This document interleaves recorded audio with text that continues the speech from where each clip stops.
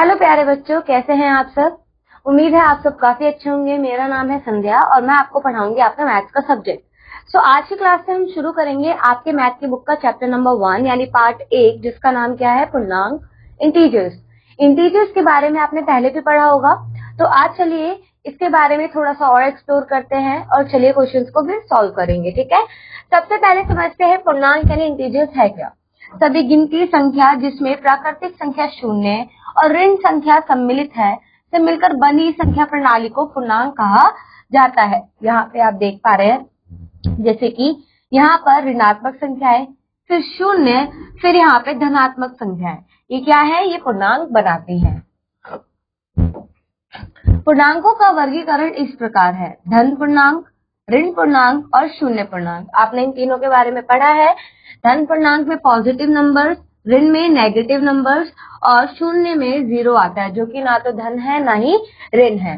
पूर्णांक का निरपेक्ष मान, किसी पूर्णांक का निरपेक्ष मान इसका संख्यात्मक मान होता है, चाहे इसका चिन्ह कुछ भी हो। देखिए यहाँ पे हम आमतौर पर ऊर्ध्वाधर दंडों, यहाँ पे आप देख पा रहे हैं ऊर्ध्वाधर दंडे हैं, से किसी पूर्णांक का निरपेक्ष मान व्यक्त करते हैं। राइट, अगर कोई भी हमें यहाँ पे ऊर्ध्वाधर दंडे के अंदर कोई संख्या दी हुई होती है, हम क्या करते हैं, उसका निरपेक्ष मान ज्ञात करते हैं।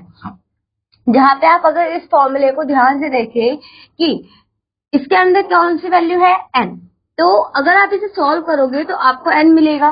राइट, ये किस तरीके से हुआ, उदाहरण के लिए देखिए, अगर -2 दे रखा है आपको, तो -2 का जो निरपेक्ष मान होगा वो क्या होगा, 2, क्योंकि जो अंदर नेगेटिव यानी आपका ऋणात्मक का चिन्ह है वो हट जाएगा जैसे ही आप ऊर्ध्वाधर दंडे हटाएंगे। अर्थात यहाँ पे देखिए, अगर आपको यहाँ पे इस तरीके से संख्या दे रखी है 2 के अंदर, 2 लिखा हुआ है यहाँ पे, ठीक है, पॉजिटिव का, यानी साइन कैसा है, धन, तो भी आपको क्या मिलेगा, धनात्मक 2 मिलेगा। अगर ऋणात्मक 2 दे रखा है और तब आप ऊर्ध्वाधर दंडे से बाहर लाते हैं, तब भी आपको क्या मिलेगा, 2 मिलेगा। तो सीधी सी बात है, निरपेक्ष मान हमेशा क्या आता है, पॉजिटिव आता है। इसका अर्थ है कि निरपेक्ष मान सदैव धनात्मक होता है, वह ऋण कभी नहीं हो सकता।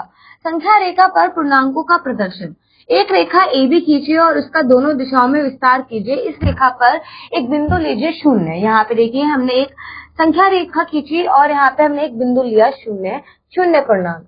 यहाँ पर आप देखिए राइट हैंड साइड आपका जा रहा है धन पूर्णांक और बाएं तरफ क्या जा रहा है बच्चों, आपका ऋण पूर्णांक। ये आपने पहले भी पढ़ा हुआ है। बिंदु 0 के दाईं ओर धन पूर्णांक को आदि को अंकित करते हैं, वहीं पर बिंदु के बाईं ओर कौन सा हम पूर्णांक अंकित करते हैं, ऋण पूर्णांक। संख्या रेखा पर दाईं ओर के अंक बाईं ओर के अंकों से क्या होते हैं, हमेशा बड़े होते हैं। ये ध्यान रखना बच्चों, ये जो अंक जा रहे हैं ये क्या होते हैं, हमेशा बड़े होते जाते हैं। कहाँ से, ये छोटे होते हैं। ठीक है, यानी सीधी सी बात है, बाईं ओर जो अंक होंगे वो छोटे होते जाएंगे, दाईं ओर अंक बड़े होते जाते हैं। ठीक है, चलिए यहाँ पे आपको ये समझ आ गया होगा, बाईं ओर के अंक हमेशा सदैव बड़े होते हैं। कहाँ से बच्चों, टू से यहाँ पे क्या बोला है, 0 अपने बाईं ओर के अंक से हमेशा क्या होता है, बड़ा होता है। यानी ये 0 है और बाईं ओर कौन से अंक है, ये सारे अंक हैं, माइनस वाले, ऋणात्मक वाले, तो ये सारे अंक क्या होंगे, छोटे होंगे और 0 हमेशा बड़ा होगा। चलिए नोट करें, हर धन पूर्णांक हर ऋण पूर्णांक से क्या होता है, बड़ा होता है। वहीं पर हर बड़ी संख्या का विपरीत उससे छोटा या बड़ा होता है। अर्थात अगर 8 और 5 से अधिक है, 8 5 से अधिक है, लेकिन -8 -5 से कम है। रीजन, क्योंकि जो 5 है वो पहले आता है संख्या रेखा पर, फिर 6 आता है, फिर 7 आता है, फिर 8 आता है। तो दाईं ओर जो संख्या हम बढ़ा रहे हैं वो बड़ी होती है बाईं ओर से। और वहीं पर अगर आप -5 को यहाँ पे लिख रहे हो तो इसके बाद क्या आता है, -6 -7 और -8 नंबर लाइन पे ऐसे ही जाता है ना बच्चों। तो यहाँ पे अगर आप ध्यान से देखें तो -5 पहले आ रहा है, -8 पहले आ रहा है, -5 पहले आ रहा है, तो जो संख्या पहले आई है वो बड़ी होगी। ठीक है, किसके केस में, ऋणात्मक के केस में। तो यहाँ पे -5 क्या होगा, -8 से बड़ा होगा। इसी प्रकार 6 7 से छोटा होता है, परंतु -6 -7 से क्या होता है, बड़ा होता है। ये क्लियर हुआ। चलिए अब हम देखेंगे बच्चों पूर्णांकों पर संक्रियाएं यानी ऑपरेशंस ऑन इंटीजर्स। तो देखिए यहाँ पे पूर्णांकों को जोड़ना, पहले हम क्या करेंगे, पूर्णांकों को जोड़ना सीखेंगे कि उन्हें जोड़ा कैसे जाता है। यहाँ देखिए ए समान चिन्ह वाले पूर्णांकों को जोड़ने के लिए उनके निरपेक्ष मानों को जोड़कर परिणाम में उभयनिष्ठ चिन्ह लगा देते हैं। क्या बोला गया है बच्चे यहाँ पे? देखिए, अगर आपके पास पूर्णांक दिए हुए हैं तो पूर्णांकों को जोड़ने के लिए आप क्या करते हो, उनके निरपेक्ष मानों को जोड़ते हो और उभयनिष्ठ यानी कॉमन साइन आप लगा देते हो। यहाँ देखिए उदाहरण 1 में क्या बोला है, 57 और 120 को जोड़िए। दोनों के पास कैसा चिन्ह है? धन, है ना? तो यानी उभयनिष्ठ चिन्ह हुआ धन का। अब इसका निरपेक्ष मान क्या होगा? 57। 120 का निरपेक्ष मान 120। अब जब इन दोनों को जोड़ेंगे तो आपको मिलेगा 177। ठीक है, और इसका निरपेक्ष जो उभयनिष्ठ चिन्ह है वो क्या है? प्लस का है, और जो प्लस का चिन्ह होता है उसे आपको लगाने की जरूरत नहीं होती फाइनल रिजल्ट में। ठीक है, नाउ नेक्स्ट देखिए बच्चों, नेक्स्ट वाले क्वेश्चन में दोनों पूर्णांक ऋण है यानी नेगेटिव का साइन है, तो आपको इसका निरपेक्ष मान क्या मिलेगा? इसका निरपेक्ष मान मिलेगा 33 और इसका निरपेक्ष मान क्या मिलेगा? 27। दोनों को जोड़ेंगे तो कितना मिलेगा? 7। उभयनिष्ठ चिन्ह क्या है? माइनस, तो आपका आंसर आया माइनस का 7। क्लियर? आगे बढ़े नेक्स्ट। अब आपको ऐसे दो पूर्णांक दिए जाए जिनमें विपरीत चिन्ह हो, यानी विपरीत चिन्ह वाले दो पूर्णांकों को जोड़ने के लिए उनके निरपेक्ष मानों को घटा दिया जाए। क्या कर दिया जाए? घटाया जाए।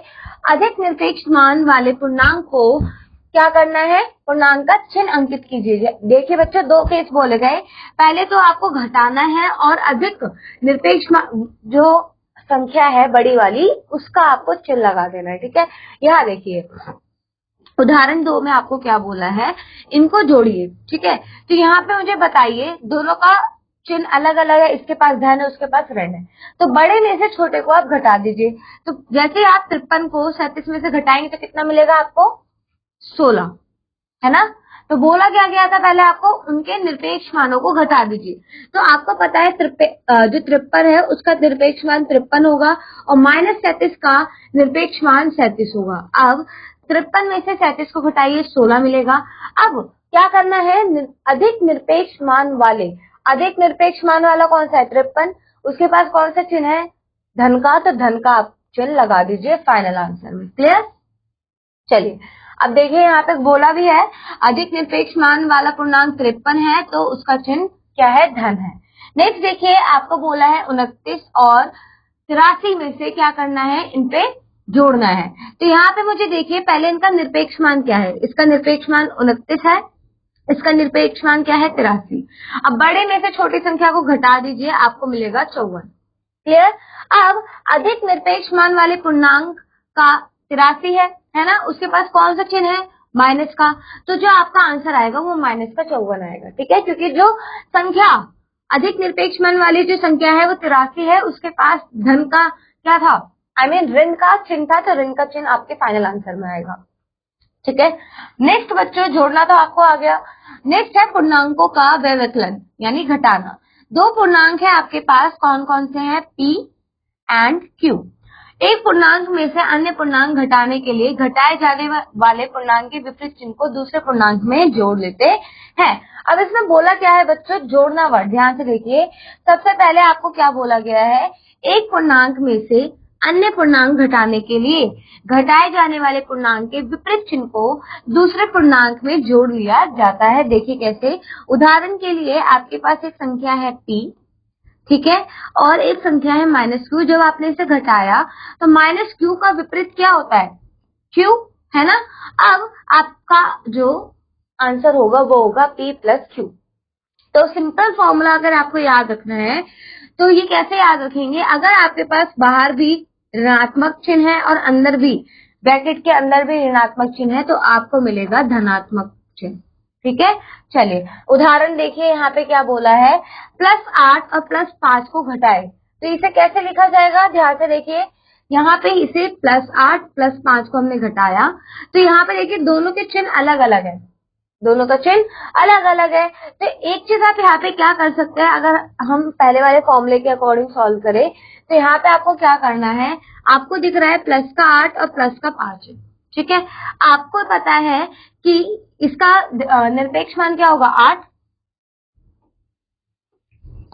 यहाँ देखिए 8 का निरपेक्ष मान 8 होगा और उसका निरपेक्ष मान 5 होगा, तो 8 और 5 में से आप इसे घटा दीजिए तो आपको कितना मिलेगा 3।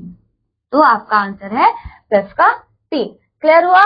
चलिए और नेक्स्ट देखिए यहाँ पे क्या बोला गया है।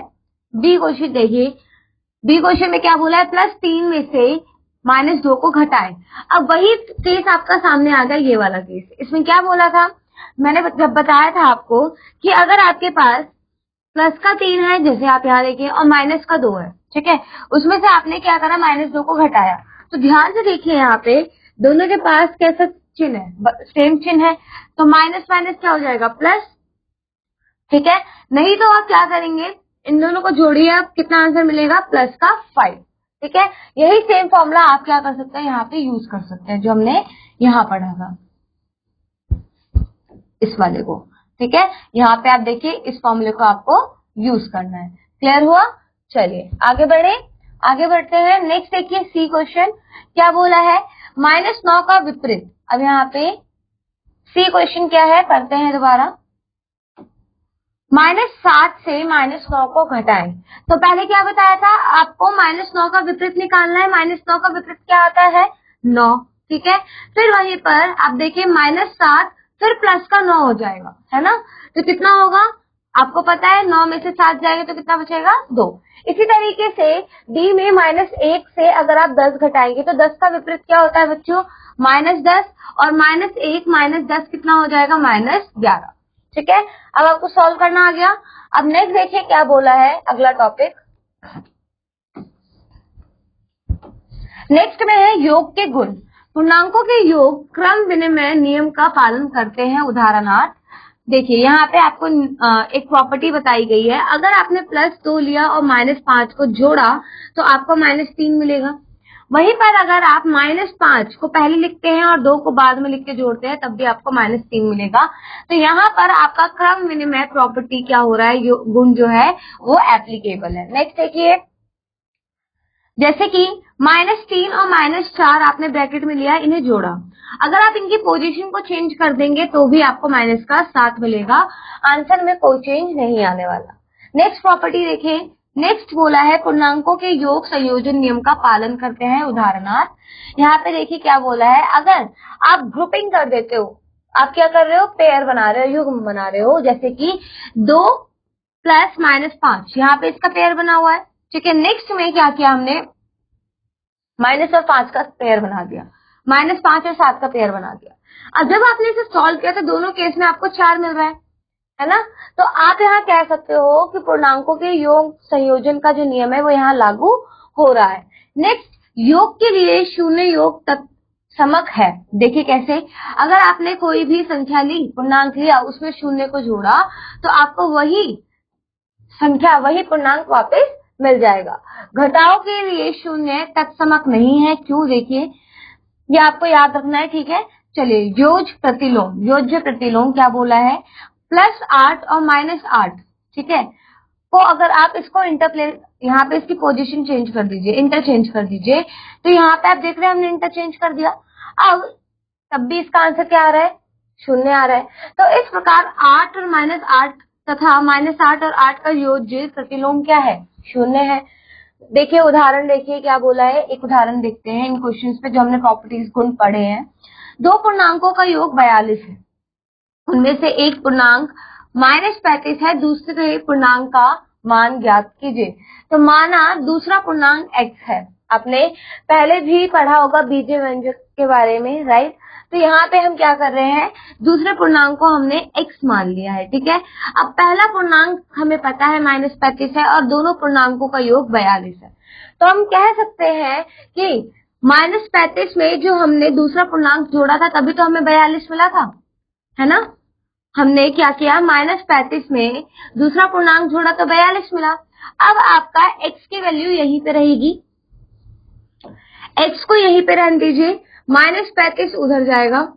ठीक है, तो क्या हो जाएगा, प्लस का 35 हो जाएगा। ये ध्यान रखिएगा, ये होता है इज इक्वल टू का नियम, प्रॉपर्टी होती है कि अगर आपके इज इक्वल टू के दूसरी तरफ प्लस का नंबर है तो दूसरी साइड जाके माइनस हो जाता है, माइनस का नंबर दूसरी साइड जाके प्लस का हो जाता है, इस तरीके से। और जो गुणा होता है वो दूसरी दूसरे साइड किसके, इज इक्वल टू के किस में चला जाता है, भाग में चला जाता है, और भाग जो होता है वो दूसरी साइड जाके गुणा में चला जाता है।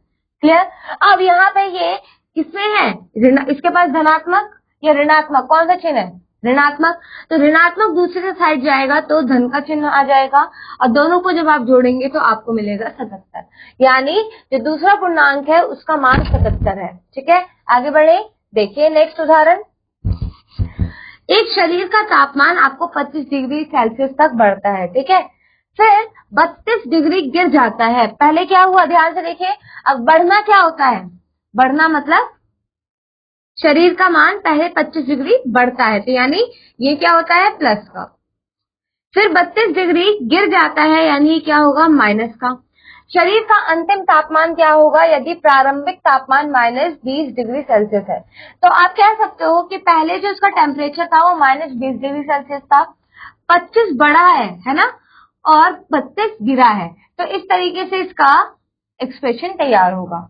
अब आप ध्यान से देखिए, -20 -32 कितना हो जाएगा, आपको पता है ना, जब दो आपके पास ऋणात्मक संख्याएं हैं, पूर्णांक है, तो आप उसका क्या करेंगे, आप उसका यहाँ पे माइनस का साइन हटा देंगे, उन दोनों का सम करेंगे, है ना, तो कितना आएगा 52, और फिर जो उभयनिष्ठ चिन्ह है आप उसको लगा देंगे, तो माइनस का 52, है ना, तो माइनस का 52, अब दोनों के चिन्ह अलग अलग है ना, तो यहाँ पे क्या करेंगे, पहले हमें योज्य प्रतिलोम निकालना है, योज्य प्रतिलोम निकालिए, I mean +25 degree Celsius plus 25 degree Celsius होगा, -52 प्लस हो जाएगा, है ना। अब यहाँ पे देखिए बच्चों, बड़े में से छोटे को घटाएंगे 27 बचेगा, फिर बड़े वाले पूर्णांक का चिन्ह लगा देंगे तो -27 डिग्री सेल्सियस आ जाएगा। तो बेसिकली आपको क्या करना है, बड़े में से छोटी संख्या घटा देनी है और बड़ी संख्या का चिन्ह आपको लगा देना है, तो -27 डिग्री सेल्सियस आपका आंसर आएगा। ठीक है, आगे बढ़े, चलिए। अब इसी के बेसिस पर आपको क्या बोला है, इसी के बेसिस पे आपको ये एक्सरसाइज सॉल्व करनी है। जैसे कि हमने पहले वाले एग्जाम्पल में यहाँ देखिए योज्य प्रतिलोम निकाला था ना, सॉरी माय बैड, निरपेक्ष मान निकाला था, -25 का, 25 का निरपेक्ष मान 25 होगा और -52 का निरपेक्ष मान 52 होगा। 52 में से 25 को घटा दीजिए तो कितना आएगा, 52 में से जैसे आप 25 को घटाएंगे तो आपको मिलेगा 27, और बड़ी संख्या के पास कौन सा चिन्ह है, माइनस का, तो यहाँ आ जाएगा माइनस।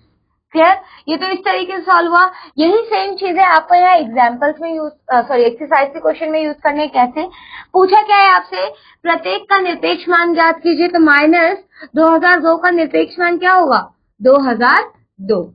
100 का निरपेक्ष मान भी क्या होगा, 100, क्योंकि हमें पता है कि जो ऋणात्मक चिन्ह होता है वो हट जाता है और धनात्मक धनात्मक ही रहता है, यानी जो आपका आंसर होता है वो धनात्मक आता है। नेक्स्ट, योज्य प्रतिलोम बताइए, तो इस क्वेश्चन को भी आप सॉल्व कर लेंगे, जो हमने क्वेश्चन सॉल्व किए थे योज्य प्रतिलोम वाले, अभी हमने बहुत सारे एग्जाम्पल सॉल्व किए थे। नेक्स्ट देखिए, निम्नलिखित के लिए पूर्णांकों के योग सहचार्य गुण की जांच कीजिए। अब सहचार्य गुण हमने पढ़ा था, मैं आपको दिखा देती हूँ, आप उन्हीं के बेसिस पे इन क्वेश्चन को सॉल्व करेंगे। ठीक है, यहाँ पे देखिए,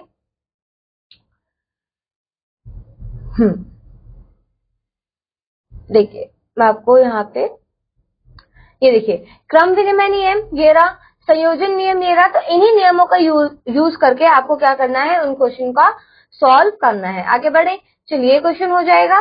नेक्स्ट देखिए, -1024 और 231 के योग को -247 से घटाइए, तो इसे कैसे सॉल्व करेंगे, आप देखिए, आपको बोला है -1024 और 231 को जोड़िए के योग को -247 में से घटाइए।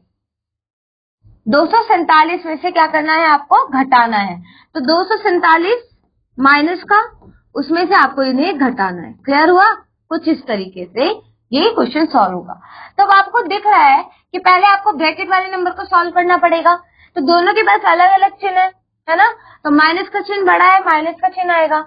अब बड़े में से छोटी संख्या को घटा दीजिए, कितना आएगा बताइए, तो आपको पता है यहाँ पे ये हो जाएगा 793 आएगा ना। चलिए, ये तो 793 हो गया, माइनस 247, अब ये माइनस कितना हो जाएगा, प्लस का, है ना, 793, और -247। अब ये बताइए दोनों के पास चिन्ह अलग अलग है ना? तो आप बड़े में से छोटे को घटाइए, कितना आएगा? यहाँ से 247 को घटाएंगे तो आपका जो आंसर आएगा 546 आएगा। नेक्स्ट देखिए, अब मुझे ये बताइए दोनों में से बड़ी संख्या कौन सी है? ये वाली 793 है ना, ये नहीं है। अब इसमें इसके पास कौन सा चिन्ह है? प्लस का, तो इसका भी प्लस का चिन्ह आएगा। ठीक है, इस तरीके से आपको क्वेश्चन सॉल्व करना है। चलिए नेक्स्ट आप कर लेंगे। इसी तरीके से आपको ये बाकी क्वेश्चन सॉल्व करने हैं जो हमने एग्जाम्पल्स जैसे देखे थे, उसी तरीके से आपको ये एक्सरसाइज के क्वेश्चन सॉल्व करने हैं। आगे बढ़ते हैं। नेक्स्ट देखिए पूर्णांकों का गुणन। अब हम देखेंगे पूर्णांकों का गुणन। गुणन एक सतत योग या जोड़ है।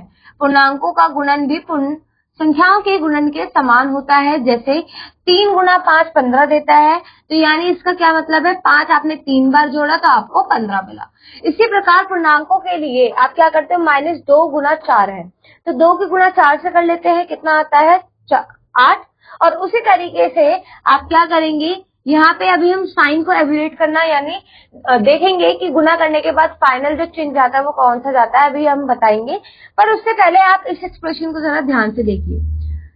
-2 गुना 4 का क्या मतलब था कि आपने -2 को 4 बार जोड़ा है ना? तो 4 बार जोड़ा, 1 2 3 4, तो आपको मिला 8। अब सबके पास कैसा चिन्ह है? माइनस का, ऋणात्मक का, तो आपका फाइनल आंसर क्या होगा? माइनस का 8। संख्या रेखा पर गुणन इस प्रकार प्रदर्शित किया जाता है। कैसे? देखिए, पहले था 0 पे, तो एक बार में आप -2 पे आए, फिर दूसरी बार पे -4 पे गए, तीसरी बार में -6 पे गए और चौथी बार पे आप -8 में गए, तो आपका -8 क्या आया? उत्तर आया। संख्या रेखा पर -2 की 4 द्वारा गुणा करने के लिए 0 के बाईं ओर -2 पर से 4 बार हम क्या करते हैं? जंप करते हैं, स्थानांतरित होते हैं और हम किस पे पहुंचते हैं? -8 पर पहुंचते हैं। इस प्रकार हम पाते हैं कि विपरीत चिन्ह के दो पूर्णांकों का गुणनफल क्या होता है? हमेशा ऋण होता है। ध्यान से समझिए, अगर आपके पास दो संख्याएं ऐसी हैं जिनको आप गुणा कर रहे हैं और दोनों के चिन्ह कैसे हैं? विपरीत, तो उसका जो आंसर आएगा वो आएगा ऋणात्मक। नेक्स्ट देखिए, सामान्यीकृत रूप से किसी भी दो पूर्णांकों a और b के लिए अगर आपकी कोई एक संख्या कैसी है? ऋणात्मक है, तो आपका जो आंसर आएगा माइनस का ऋणात्मक a गुना b आएगा। ठीक है, यहाँ पे -b का ऋणात्मक है और यहाँ पे -a ऋणात्मक है। उदाहरण 6 देखिए, फिर समझिए क्या बोला है। निम्न का मान ज्ञात कीजिए। अगर आपको 9 गुना -4 करने के लिए बोला है, तो 9 कैसा है? धन, और 4 कैसा है? ऋणात्मक। दोनों का चिन्ह अलग अलग है, तो 9 गुना 4 कितना हो जाएगा? 36, और चिन्ह कौन सा आएगा? माइनस का। ठीक है, उसी प्रकार से -8 गुना 6, तो 8 की 6 से गुणा करो, 8 6 48, और माइनस का क्या आ जाएगा? यहाँ पे चिन्ह आ जाएगा। नेक्स्ट देखिए, अब ध्यान से देखिएगा, ये वाला काफी इंपॉर्टेंट है। अगर दोनों संख्याएं, दो संख्या जो आपको दो पूर्णांक दे रखे हैं, दोनों के पास सेम चिन्ह है, माइनस माइनस, तो आप उस केस में कैसे सॉल्व करोगे? अगर दो संख्याएं हैं, ये सिर्फ दो के केस में याद रखना, और दोनों के पास सेम चिन्ह है, तो आपका जो आंसर आएगा वो आएगा प्लस में। ठीक है, और 8 को 3 से गुना कीजिए, आपको मिलेगा 24। उसी प्रकार से 7 की 13 से गुना कीजिए 91, और माइनस माइनस हो जाएगा प्लस। किसके केस में? गुणा के केस में। ठीक है, नेक्स्ट याद रखिए, गुणा में चिन्हों के लिए साधारणतः ये नियम याद रखिए। कैसा? अगर प्लस की प्लस से गुणा हो रही है तो प्लस मिलेगा, माइनस की माइनस से गुणा हो रही है तो प्लस मिलेगा, प्लस की माइनस से गुणा हो रही है तो माइनस मिलेगा, और माइनस की प्लस से गुणा हो रही है तो माइनस मिलेगा।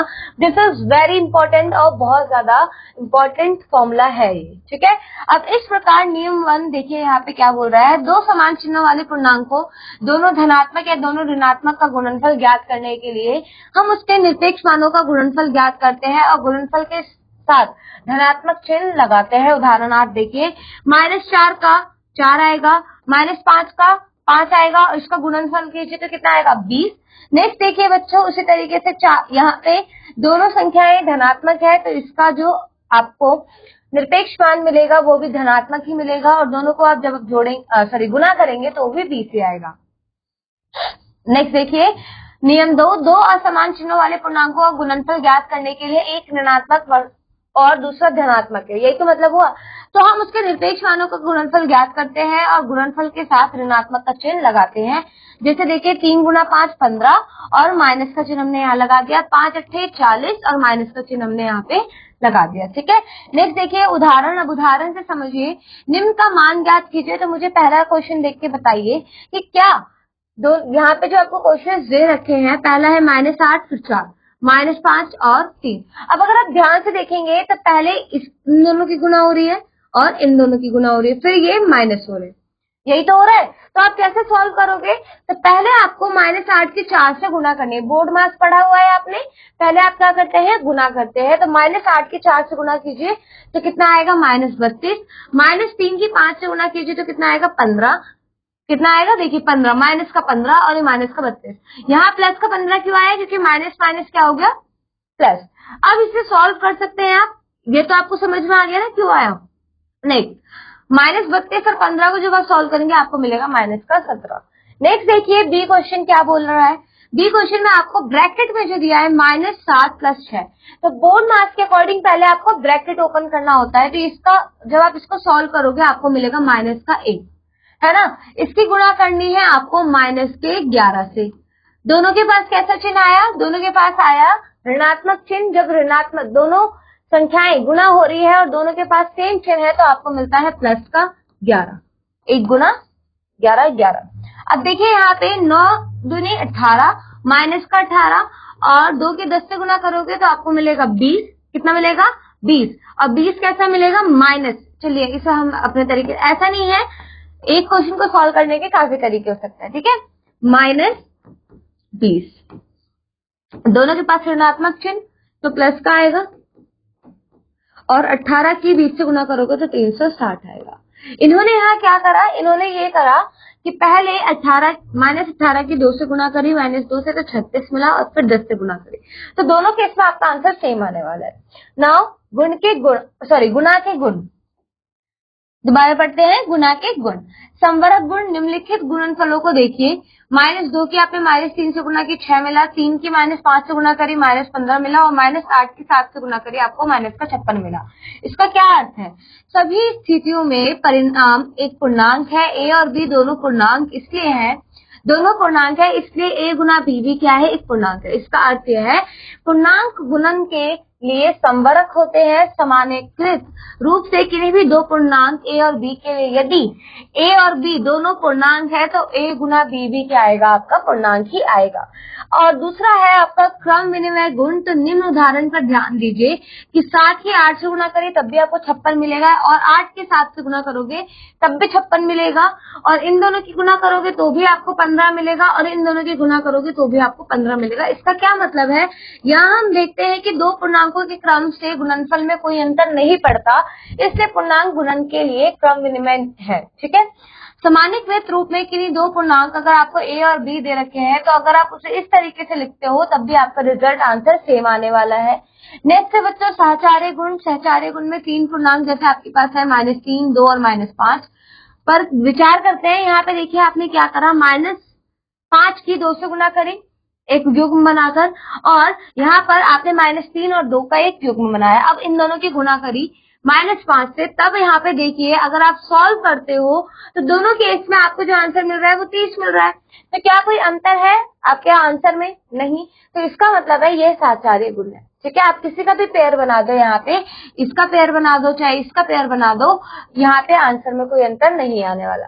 दोनों ही स्थितियों में पूर्णांकों का गुणनफल समान रहता है, इसलिए सहचार्य गुण पूर्णांकों के गुणन में भी लागू होता है। यहाँ पे आप इस फॉर्मूले को ध्यान से देखिए, पहले ए और बी का पेयर था, फिर बी और सी का पेयर बनाया और हमने यहाँ पे पहले केस में सी से गुणा करी और दूसरे केस में ए, बट वैल्यू सारी वही है। यहाँ पे एबीसी है, यहाँ पे एबीसी है और आंसर सेम ही आ रहा है। नेक्स्ट है वितरण गुण। तो इस गुणनफल को देखिए, यहाँ पे अगर आप ध्यान से देखें तो 7 को पहले आप क्या करेंगे, 5 से जोड़ेंगे तो 12 आएगा, फिर जब सॉल्व करेंगे तो आपको मिलेगा -24, है ना। अलग रूप में देखने पर अगर आप ध्यान से देखें तो हम कैसे सॉल्व कर सकते हैं इसे, यहाँ पे ध्यान से समझिएगा। हमने पहले -2 की गुणा करी 7 से, फिर -2 की गुणा करी 5 से, तो -2 की गुणा जब आपने 7 से करी तो आपको पता है कि -14 मिलेगा और प्लस का साइन यहीं पे रहेगा बीच में जो है इन दोनों संख्याओं के ब्रैकेट में, और -2 की जब आपने 5 से गुना की तो आपको मिला -10, और ये आपने जोड़ दिया इन दोनों को, तो आपको कितना मिला -24। आगे बढ़िए, जिसका अर्थ है कि गुणन पूर्णांकों के योग के लिए वितरण गुण दर्शाता है। यहाँ पे आई होप आपको ये कुछ सॉल्व हो गया है। तो आपके पास मर्जी है कि पहले आप ब्रैकेट खोल लो या फिर ब्रैकेट के अंदर ही क्वेश्चन को सॉल्व कर लो, ठीक है। नेक्स्ट देखिए, यहाँ पे जब आप इन्हें सॉल्व करोगे तो आपको -11 मिलेगा, माइनस माइनस प्लस हो जाएगा और 3 गुना 11 33 होगा। इसी प्रकार अगर आप यहाँ पे इसे ब्रैकेट ओपन करके सॉल्व करते हो, जैसे -3 की -3 से गुना करी, फिर माइनस का चिन्ह, ठीक है, और -3 की -8 से गुना करी और सॉल्व किया तो आपको 33 मिला। आगे बढ़ते हैं, नेक्स्ट देखिए क्या बोला है, जिसका अर्थ है कि गुणन पूर्णांकों के व्यवकलन के लिए भी वितरण गुण दर्शाता है। हम देखते हैं कि गुणन पूर्णांकों के योग और व्यवकलन दोनों के लिए वितरण गुण दर्शाता है। यहाँ पे हमने किसके लिए किया था, ऋणात्मक चिन्ह के लिए ऊपर में धनात्मक, तो दोनों ही केस में ये क्या है, वितरण गुण लागू होता है। सामान्यकृत रूप में किन्हीं भी 3 पूर्णांकों के लिए अगर आप इसे इस तरीके से लिखते हैं, a की गुणा b प्लस c से करेंगे तो a की गुणा पहले b से करेंगे, फिर प्लस a की गुणा आप किससे करेंगे, c से। अगर माइनस के केस में कर रहे हैं तो a की गुणा b से, माइनस a की गुणा c से। क्लियर, आगे बढ़े, चले। शून्य का गुण क्या कहता है बच्चों, किसी भी संख्या कोई भी पूर्णांक है उसकी गुणा आप शून्य से कर रहे हो, आपको सदैव शून्य ही मिलेगा। जब कोई पूर्णांक शून्य से गुणा किया जाता है, इसका गुणा जो गुणनफल होता है सदैव शून्य होता है, यहाँ पे आप देख पा रहे हैं। नेक्स्ट नियम है गुणन का तत्समक अवयव। इस गुणनफलों को ध्यान से देखिए, अगर आपने 7 की 1 से गुणा की और 1 की 7 से गुणा की तो भी आपको 7 मिल रहा है। यहाँ पर -3 की 1 से गुणा करी और 1 की -3 से गुणा करी तब भी आपको -3 मिल रहा है। तो कहने का क्या मतलब है, सभी स्थितियों में हम देखते हैं कि पूर्णांक की 1 से गुणा करने पर वही आपको क्या मिल रहा है, वही सेम पूर्णांक वापस मिल रहा है। तो यही नियम यहाँ पे आपको बताया गया है। नेक्स्ट देखिए बच्चों, पूर्णांकों का भाग, तो इसमें क्या बताया गया है आपको, हम जानते हैं कि विभाजन गुणा की व्युत्क्रम किया है, पूर्णांकों का भाग पूर्ण संख्या के विभाजन के जैसा ही है। यहाँ पे देखिए उदाहरण के लिए, अगर -5 के आपने 7 से गुणा करी तो आपको कितना मिला 35, और वहीं पर अगर हम देखें 35 की आप 5 से भाग करते हो तो आपको कितना मिलता है 7, या फिर 35 की 7 से भाग करते हो तो क्या मिलता है 5। तो अगर आप ध्यान से देखें पूर्णांकों के लिए भी समान स्थिति है, जैसे कि -2 की आपने -10 से गुणा करी तो 20 मिला, तो 20 की चाहे आप 10 से गुणा करो तो भी आपको क्या मिलेगा 2, या 20 की 2 से गुणा करो तो 10। तो यहाँ पे बेसिकली क्या अलग हो रहा है, सिर्फ आपके जो चिन्ह है उनमें बदलाव आ रहा है। और किस तरीके से आ रहा है देखिए इधर, जैसे आपने 20 की -10 से भाग करी तो आएगा तो 2, पर जो चिन्ह है वो आएगा, ठीक है। अगर दोनों के पास अलग अलग चिन्ह है तो माइनस का चिन्ह आएगा, और अगर दोनों के पास सेम चिन्ह है तो वो धन का चिन्ह आएगा। यहाँ पर ये प्लस का है, ये माइनस का है, तो माइनस का चिन्ह आएगा, और 20 की 2 से भाग कीजिए 10 आएगा। वहीं पर नेक्स्ट देखिए बच्चों, -8 की 12 से गुणा करते हैं -96 आता है। अब -96 की -8 से भाग, ध्यान से देखिए दोनों के पास ऋणात्मक चिन्ह है, तो कौन सा चिन्ह आएगा, प्लस का, और 96 की 8 से भाग कीजिए आपको मिलेगा 12। यहाँ पर देखिए दोनों के पास अलग अलग चिन्ह है, यानी माइनस का चिन्ह आएगा, और 96 की 12 से भाग कीजिए आपको मिलेगा 8। तो बेसिकली आई होप आपको ये क्लियर हो गया है। तो क्या कहने की कोशिश करें, अगर हम धनात्मक संख्या, धनात्मक पूर्णांक को धनात्मक पूर्णांक से भाग कर रहे हैं तो धनात्मक संख्या पूर्णांक मिलेगा। अगर दोनों का चिन्ह अलग अलग है तो माइनस का चिन्ह मिलेगा, दोनों का चिन्ह समान है माइनस माइनस तो प्लस मिलेगा, और उस केस में भी वही है। तो ये आपको याद रखना है, ठीक है। आगे बढ़े, ये नियम है। नेक्स्ट देखिए बच्चों, इस प्रकार नियम 1 क्या कहता है, यदि भाज्य और भाजक दोनों ही संख्याओं के चिन्ह समान हो तो, अर्थात दोनों धन अथवा दोनों ऋण हो तो भागफल सदैव धनात्मक होता है। उदाहरणार्थ -10 की आपने 2 से भाग करी, उदाहरणार्थ 10 की आपने 2 से भाग करी तो आपको मिला 5, और वहीं पर अगर -10 की -5 से भाग कर रहे हैं तो आप एक चीज देख रहे हैं, दोनों के पास ऋणात्मक चिन्ह है, और दोनों के पास जब ऋणात्मक चिन्ह होता है तो जो आपको उत्तर आता है वो हमेशा धनात्मक आता है।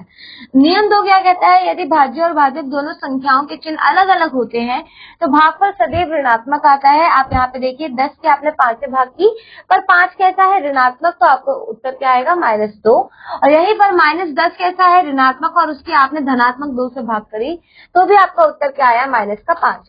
सामान्यकृत रूप से अगर ए और बी दोनों पूर्णांक है तो यहाँ पे आप देख पा रहे हैं रूल क्या दिया है, -a की -b से भाग करने पे a डिवाइड बाय b, यानी दोनों संख्याएं कैसी हो गई है, धनात्मक हो गई है। और अगर दोनों के चिन्ह, दोनों संख्याओं में से कोई एक चिन्ह ऋणात्मक है, दोनों का मतलब एक धनात्मक है एक ऋणात्मक, तो जो आपका उत्तर आएगा वो हमेशा क्या आएगा, ऋणात्मक आएगा। उदाहरण देखिए, उदाहरण में क्या बोला गया है, भागफल ज्ञात कीजिए। अगर यहाँ पे -90 को आप -6 से भाग कर रहे हैं तो कैसे, यहाँ पे देखिए दोनों संख्याओं के चिन्ह कैसे हैं, ऋणात्मक, तो आपका जो उत्तर आएगा वो कैसा आएगा, धनात्मक। तो आप बस 90 को 6 से भाग कीजिए, आपको मिलेगा 15 और आपकी जो चिन्ह लगाएंगे वो लगेगा धनात्मक। सेम इसी केस में 256 को जब आप 16 से भाग करेंगे आपको मिलेगा 16, दोनों के चिन्ह कैसे हैं, अलग अलग, तो ऋणात्मक चिन्ह आएगा। वहीं पर 625 को 25 से भाग करेंगे तो आपको मिलता है 25, और दोनों संख्याओं की जो चिन्ह है वो एक है या अलग है, अलग अलग, तो क्या आएगा, ऋणात्मक। वहीं पर 16 की जब हम शून्य से भाग करते हैं बच्चों, ये एक्सेप्शन केस है, तो ये आपको हमेशा ध्यान रखना है, किसी भी संख्या को आप कभी भी शून्य से भाग नहीं कर सकते, तो ये परिभाषित नहीं है, ठीक है, क्वेश्चन इज नॉट करेक्ट।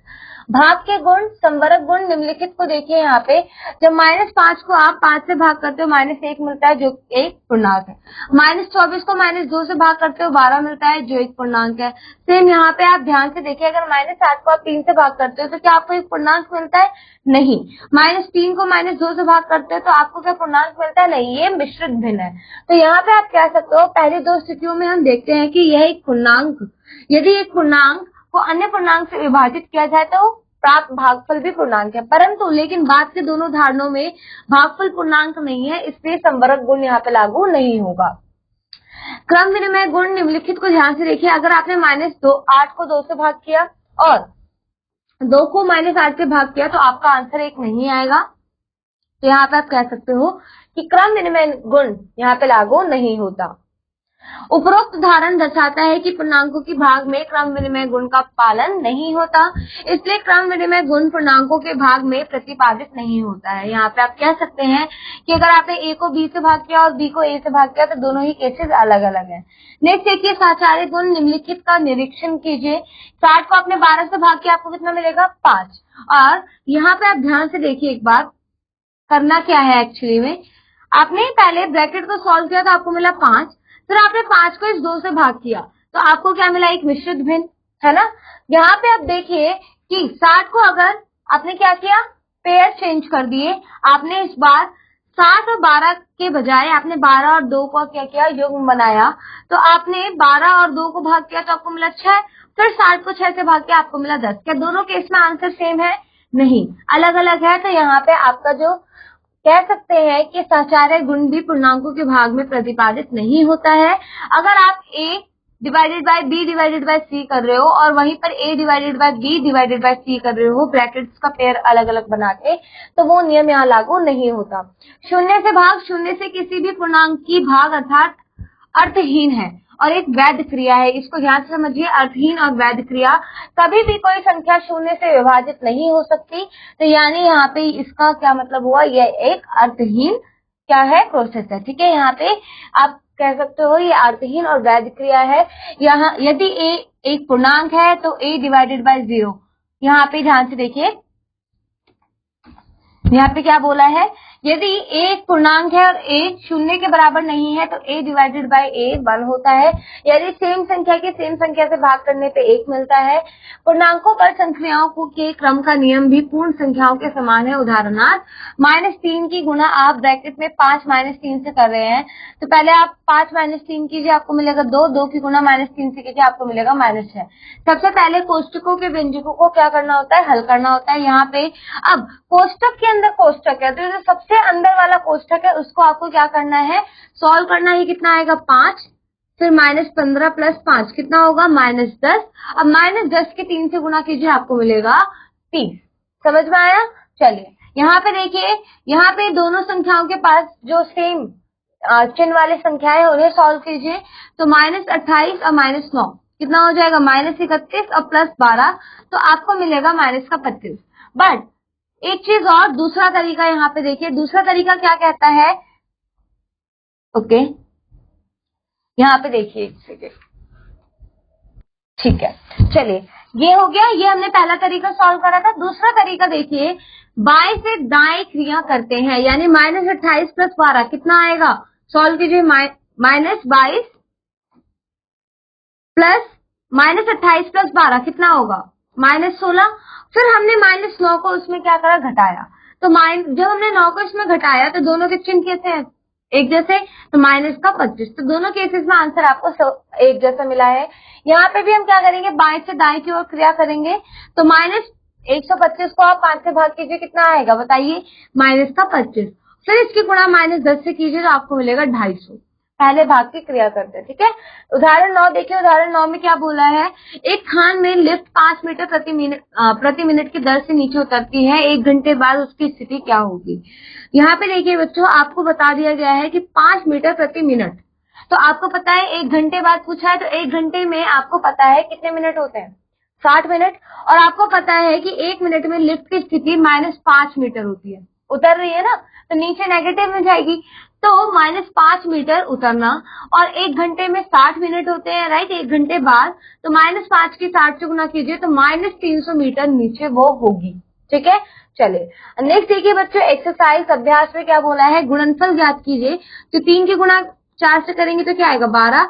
और चिन्ह कौन सा आएगा, दोनों के पास ऋणात्मक चिन्ह है। जब दोनों पूर्णांकों के पास ऋणात्मक चिन्ह होते हैं तो उत्तर भी क्या आता है, धनात्मक। देखिए हमने पढ़ा था ना, माइनस की गुणा अगर आप माइनस से कर रहे हो तो आपको मिलता है प्लस। चलिए आगे बढ़े। अब प्लस की गुणा अगर आप माइनस से कर रहे हो तो आपको मिलता है माइनस, तो ये होगा -7 की 9 से गुणा कीजिए 63। बाकी क्वेश्चन सॉल्व कर लेंगे। यहाँ देखिए पहले इन दोनों को सॉल्व करेंगे बाएं से दाएं की ओर। तो यहाँ पे आएगा आपका 90, है ना, माइनस माइनस प्लस हो जाएगा, 9 गुना 10 90 गुना 12, तो आपको कितना मिलेगा, 1080। कर लेंगे सॉल्व, आगे बढ़े। यहाँ पे देखिए निम्न में से प्रत्येक का मान ज्ञात कीजिए। तो आपको इन्हें क्या करना है, भाग करना है। अगर कोई भी संख्या शून्य है और आप उसे किसी संख्या से भाग कर रहे हैं तो आपको सदैव शून्य मिलेगा। आप शून्य को भाग कर सकते हो, शून्य से भाग नहीं कर सकते, ठीक है। तो चलिए इस तरीके से आपको सॉल्व करना है। ये तो आसानी से हो जाएगा, दोनों के पास कैसा चिन्ह है, माइनस का, तो प्लस में आंसर आएगा। अब 144 के भाग कीजिए, कितना आएगा, तो यहाँ पे हम किससे भाग कर सकते हैं, 7 से करके देखते हैं। 144 के अगर हम 7 से भाग करें, 28 नहीं, 28 से भाग नहीं होगा, तो और किससे, 12 से करते हैं।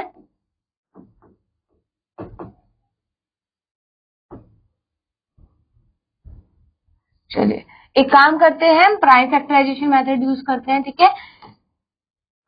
1728 की भाग हम 144 से करते हैं, तो कितने बार में जाएगा, 12 की पहाड़ इसमें जा रहा है, 12 बार में 144, 12 एकम 12, 12 चौक 48, 12 चौक 48, 12 बार में 1, तो आपका आंसर आएगा 12, ठीक है।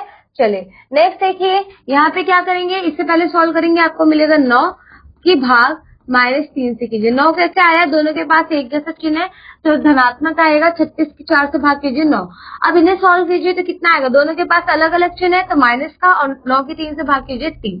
क्लियर, बाकी क्वेश्चन भी सॉल्व कर लेंगे। वर्ड प्रॉब्लम तो हम देख ही चुके हैं, तो इन्हीं क्वेश्चंस को आप सॉल्व कर लीजिएगा। देखिए यहाँ पे -5 फीट पर सेकंड की दर से चल रही है, -2 फीट स्तर तक पहुंचने के लिए पनडुब्बी को कितना टाइम लगेगा, तो आपको क्या करना पड़ेगा, भाग करना पड़ेगा, और स्पीड ये सेकंड भी आप ध्यान रखिएगा। नेक्स्ट देखिए, निम्नलिखित का मान ज्ञात कीजिए, तो आप इस क्वेश्चन को सॉल्व कर लेंगे।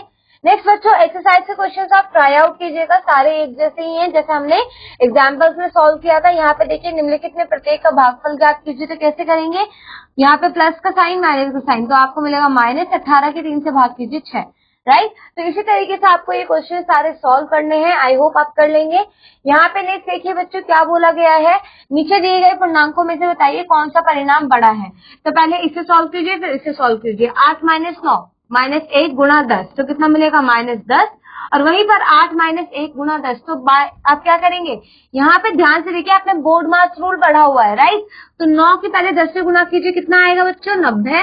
अब बताइए इसको सॉल्व करके कितना आएगा, -82, ठीक है। बोर्ड मास रूल क्या कहता है, पहले -9 के 10 से गुणा कीजिए, पहले मल्टीप्लाई कीजिए, ठीक है। तो आगे बढ़े, तो बड़ा कौन सा है, -10 बड़ा है। क्लियर हुआ, चलिए, आई होप इन क्वेश्चंस को सॉल्व कर लेंगे। So that's all for this chapter बच्चे, यही था पूर्णांक के बारे में। आई होप पूर्णांक का कॉन्सेप्ट क्लियर हुआ। अब मैं आपसे मिलूंगी अगले क्लास में एक नए अध्याय के साथ। क्वेश्चंस को सॉल्व कीजिए, काफी क्वेश्चंस दिए हुए हैं। ठीक है, till then keep learning, keep exploring. Bye bye बच्चों।